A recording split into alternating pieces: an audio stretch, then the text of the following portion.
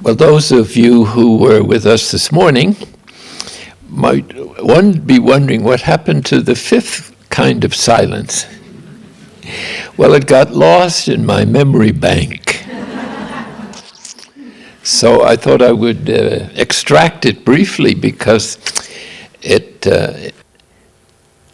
designed to help one remember that silence is a journey and that the experience of it becomes richer and richer as it engulfs us like a beautiful welcome fog on a hot day. But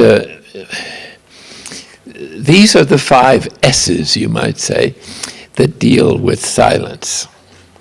Silence of an exterior kind, the beginning of the prayer, silence of an interior kind, which is the great struggle, of course, with thoughts and desires and the razzmatazz of the false self that seems to go on endlessly, and it's an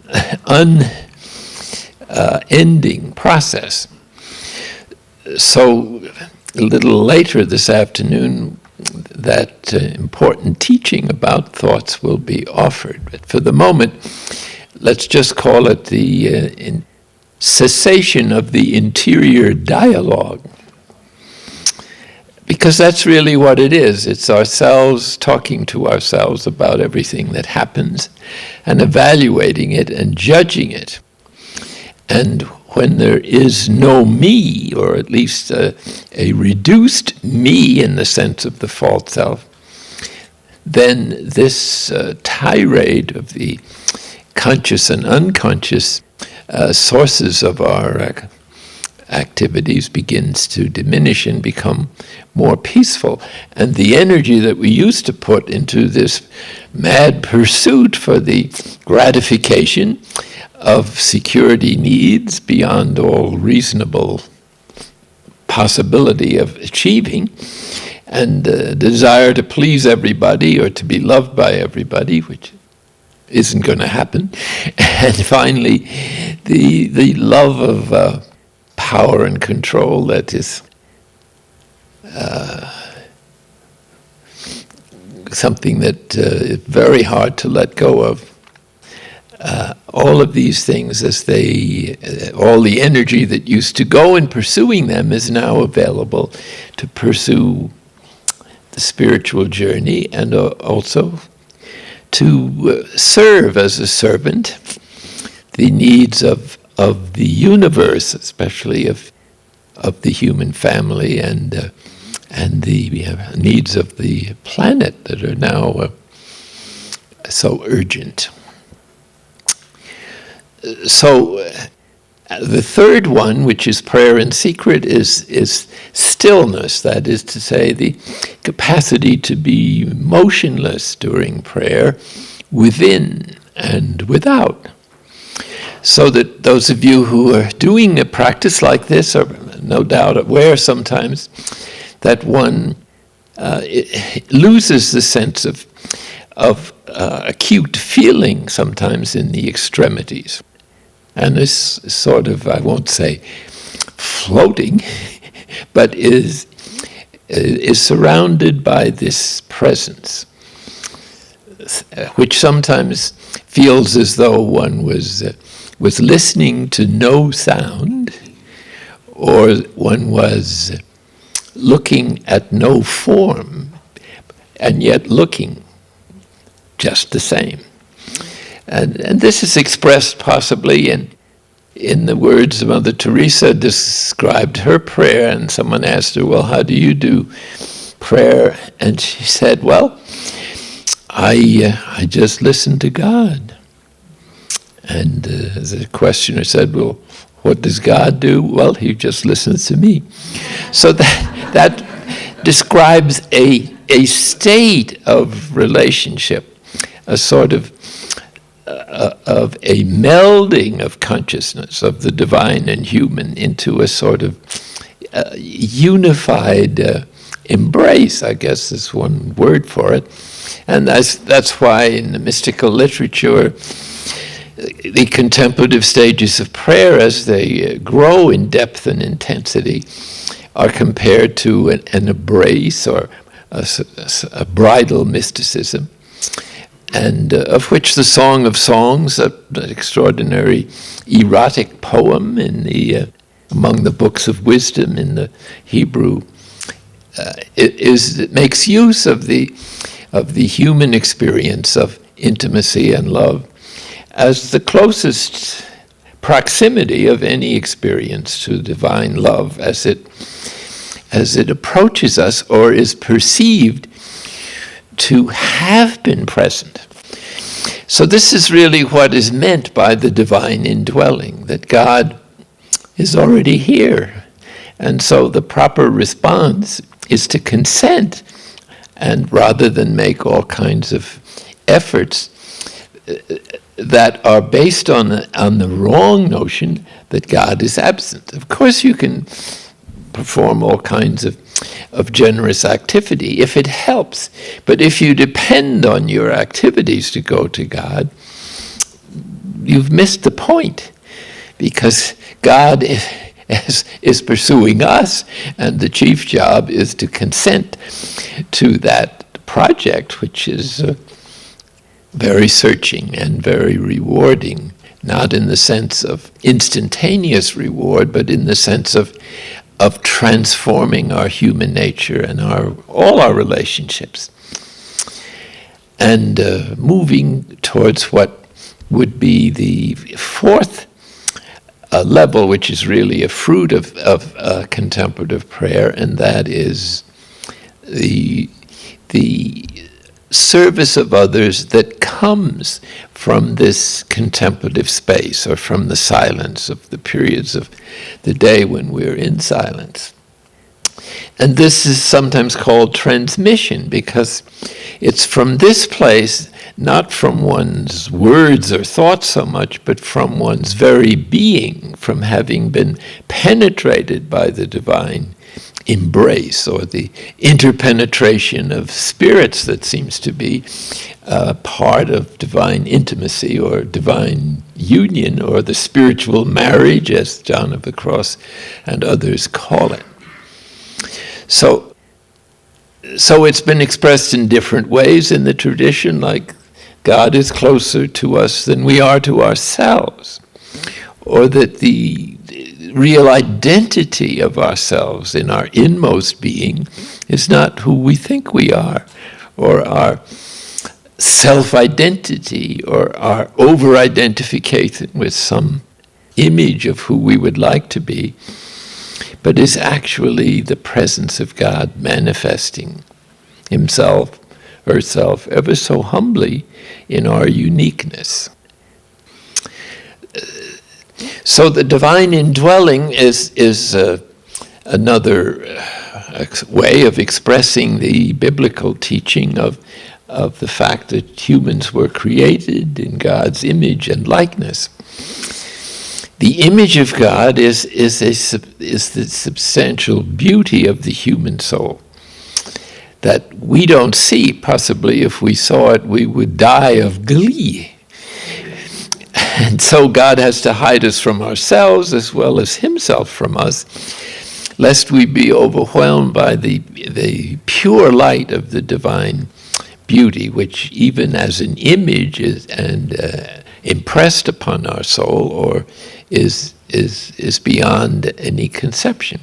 It's interesting that those who've had near-death experiences, and there's a lot of evidence that has been collected in the form of data, practically nobody ever wants to come back to our blessed planet, no matter. And that once they have seen the light, that it's really very disappointing for them to have to come back, even to take care of the children or something else.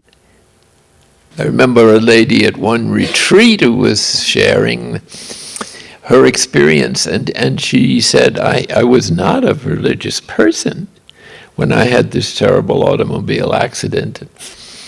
Last thing I could remember was lying on the operating table surrounded by the doctors and nurses, and their spears and knives. And I heard them saying, we're losing her, we're losing her. Meanwhile, my consciousness, I guess that's what it is, had moved to the ceiling and was watching all this with a certain detachment. When all of a sudden she set off for what is this tunnel that people describe often in their near-death experience.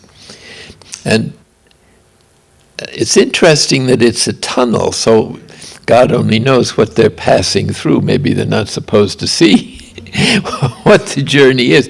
But when they arrive at the light, they are met by someone they love, or sometimes by a religious figure like Jesus, or depending on what their cultural frame of reference was. But it's God in the transcendent sense of that word, by whatever name you might give him. Well, he said to this lady, you really have to go back and take care of your young children. See you later. So she had to turn around and go back through the tunnel. And an intriguing little footnote, as she sailed across her area where she lived, I don't know how consciousness does this. She wasn't in the body, she was just in her consciousness. She passed over the place where her car that had been in the accident was sitting in a vacant lot, all smashed, and she realized it was almost miraculous she ever got out of there. And she said, you know, I would never come back unless God had asked me to. And I can't wait to go back to that light. So that this light which is in us has to be somewhat concealed. Otherwise we would all be more miserable than we are now in not being there. But just think, it could be a lot worse if you really saw what great treasures are awaiting us. And it's the beauty of the human soul that is the real judge of our lives. God doesn't judge anything, and he's given all judgment to the Son, and then the Son says he doesn't judge anybody. So it's our own soul, when it's freed from the brain and its various predispositions that we brought with us from childhood, when that is no more, then we can see clearly who we are and the light and the beauty of the soul, and recognize, exactly what reality is. In any case, the purpose of contemplative prayer is to begin this enlightened understanding of who we are, and to experience this divine presence, and to allow it to integrate itself into every level of our human experience, body, soul, and spirit. Now, and now means it'll take quite a while. At each breakthrough of silence to a deeper level of silence, and therefore a deeper level of union with the divine presence, there has to be time for this new understanding or view to work itself into all the levels of our relationships with God, ourselves, and other people. And you can't really skip any stages. They're not subject to time as we think of it, because God can speed that up easily enough. But they do have to be moments of awareness in which we perceive how previously we had mistaken certain attitudes, belief systems, or dispositions for the absolute truth. And when silence has done its work, the psyche begins to perceive things through the growth of faith, hope, and love from God's perspective. And so this frees us from the preconditioning of our education or cultural conditioning in some degree. It can only be perfect when we depart this life, but at least it can be greatly diminished. And as it is, then the dynamic life that comes to us with grace, and grace comes with whenever you begin to seek God in any way, or under whatever way you understand Him, this brings with it a substantial core of beauty, which is our basic goodness, the image of God in us that nothing can ever destroy. But it's the likeness towards God that needs to be developed or restored, depending on how you look at the human situation and its condition. So that it may be that we haven't evolved enough to be able to have the physiological capacity and the kind of developed brain that can endure the more intense communications of the spiritual life. So spiritual evolution is really coming into its own in all the major world religions, with their, especially those with a very refined spiritual tradition. And it means that God is perhaps calling the whole human family to what Teilhard de Chardin called the spiritual evolution.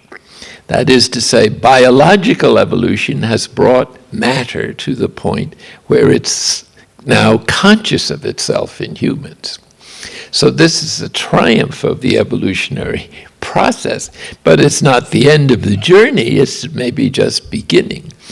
And perhaps the development of the frontal lobes that we're told are now developing in the human brains in the front here will enable us to be capable in the generations yet to come, hopefully sooner rather than later, that would enable us to see and respond to the realities of life from the perspective of the body of Christ, that is to say, the mystical body of which humans are cells.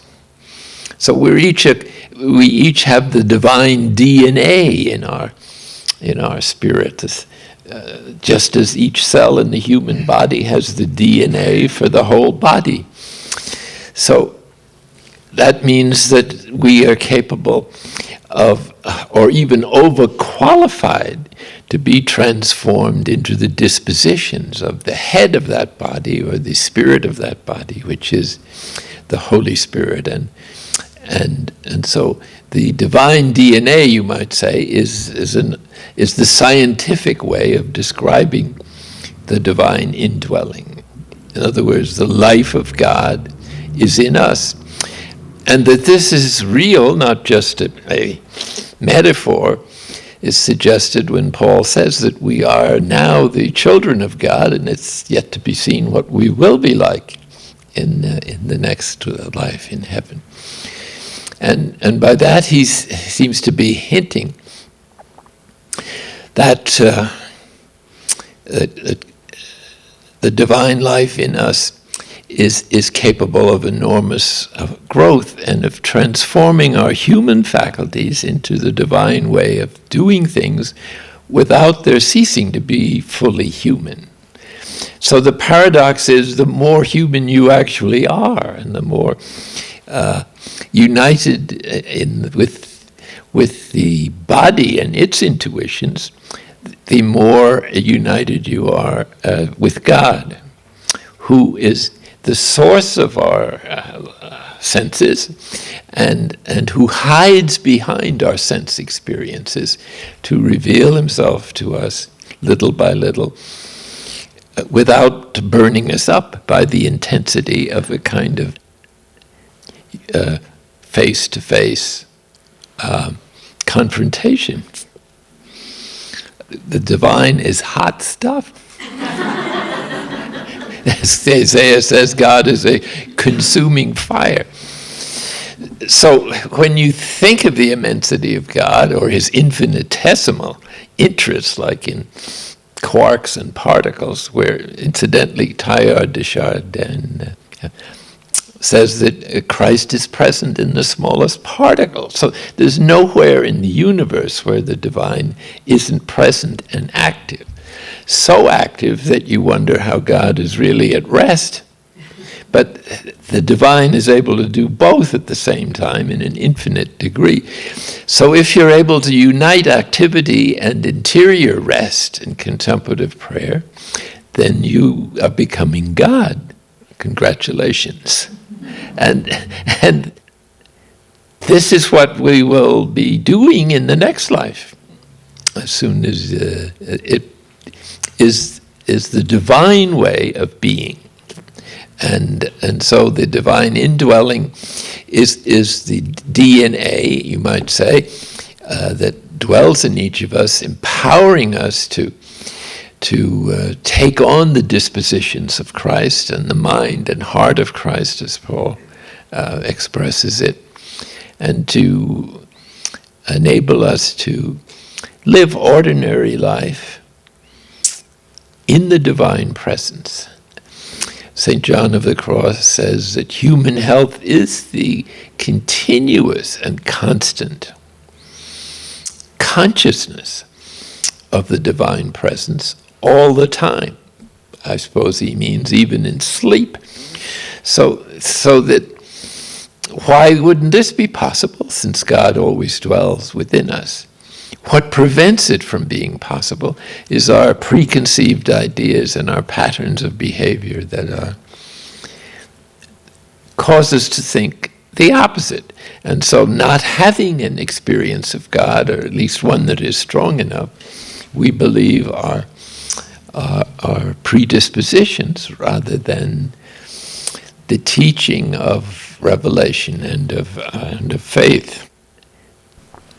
So the fifth and final silence, lest I forget it once again, is simplicity. And by this I mean the most profound and delicate balance of all the faculties and powers of the human person, body, soul, and spirit, so that everything is allowed to work according to its nature. And as Father Merton called this final integration, by which he means that all of the parts and attitudes, or the hierarchy of human powers, are all functioning, each according to its own nature, without interfering with the others, but collaborating and cooperating in a masterpiece of diversity that is unified primarily through unselfish love or divine love, and that begins to manifest with symptoms, just as the false self has symptoms. All our afflictive emotions are symptoms of the false self going off. Most of them, some are afflictions that we suffer from outside that are inevitable, but most of our emotional melodrama is coming from our belief system. Change the belief, and by that I'm not referring to religious beliefs primarily, though sometimes these can be involved, but ideas that the culture imposes on people, like I must always succeed, and I must always get straight A's, I must always win. Why do everybody despise me, or whatever one's cultural or environmental dispositions have left in one's mind. So simplicity then is not simple in the sense that it's just one or two things, but rather it's a multitude of absolutely everything involved in an integrated human nature, with everything in its proper place and in balance and relationship to every other, and the whole unified a person in complete surrender and transformation into God, so that one then begins to manifest spontaneously through the fruits of the Spirit and the gifts of the Spirit, sometimes called the Beatitudes, which are profound movements of the Spirit of God in us, or the proof that Christ is risen in us and is living the divine life in our uniqueness, however powerless we may feel ourselves to be without the great gift of grace. So simplicity is the fullness of contemplative prayer, guiding our prayer and action and our whole being to a full response of gratitude, peace, freedom, that is true freedom, joy, and the balance of prayer and action and of every other human occupation. So this is perhaps even further development of the grace of baptism beyond the spiritual marriage. In the transforming union, there is a great deal of non-dual experience, in the sense that one, like falling in love, forgets oneself, at least while that is going on. But the ultimate non-duality is to experience that one's deepest self is also Christ or God, and that, as Paul puts it, I live now, not I, but Christ lives in me. Panikar adds, me in my inmost being, because that's probably the most normal experience of unity. But there also is the possibility that Christ is you, not just at the deepest level, but is manifesting all that the Father is in you, and is returning all that the Father has given him in our weakness and poverty, spiritual destitution, in order to manifest what goes on in the Trinity forever, which is the total gift of each other, and the humble consent to the infinite love that each of the persons offers to each other. So success is not a category in the spiritual journey, but rather the purity of love, in which, like Christ, we're willing to give ourselves away, give ourselves back to God, and to give to others whatever we have received, as if it belonged to them just as much as to us. Thus, there's a certain cosmic consciousness that arises out of the spiritual marriage and the blooming, you might say, of contemplative prayer, or the flourishing of the integration of prayer and action. And St. Catherine of Siena put it this way: if you can take it, there is no me but God.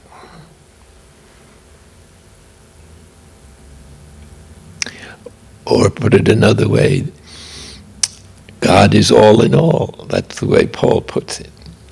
Or Christ will be everything in everyone.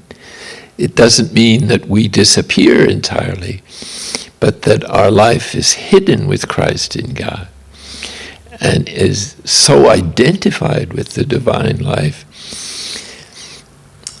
that it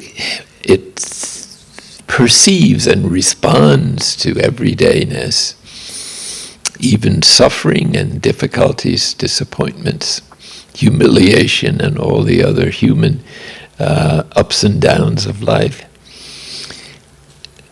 with peace, because there is no me to judge whether or not we like it. It's God's manifesting His infinite love in us, and that is what matters. In other words, God's will is the center of our life.